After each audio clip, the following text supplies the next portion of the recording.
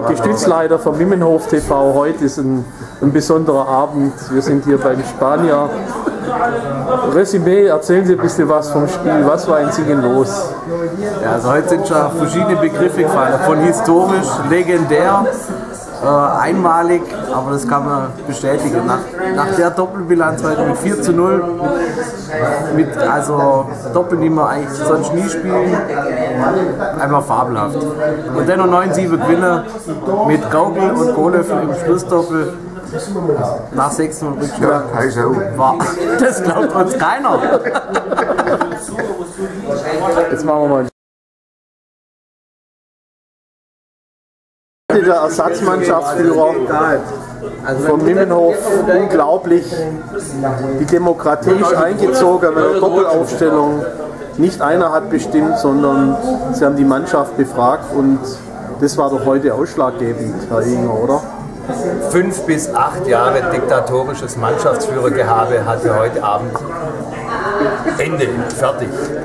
Überragende Mannschaftsleistung, ein sehr weiser Mannschaftsführer, der seine Spielkameraden mitnimmt, clever aufgestellt, vor allem das Einserdoppel. Was nützt ein 2:2 und 0:6 dem Gegner? Nichts.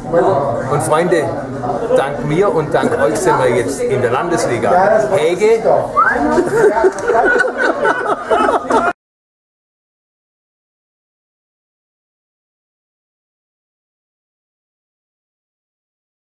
Gut. Hans spricht mit dem Mannschaftsführer. Wer hat euch reingebracht in die Landesliga? Kohlöffel, Gaugel. Ich könnte jetzt mal sagen, das sind die Helden. So ist es jetzt auch wieder. Ja, wenn wir heute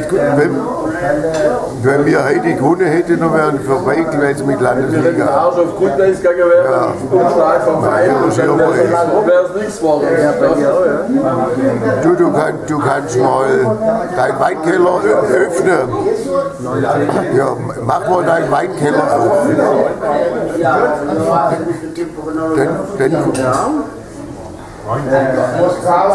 Doch.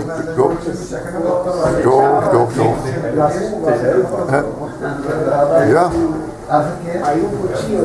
Nein, mal Weinprobe beim. Ja.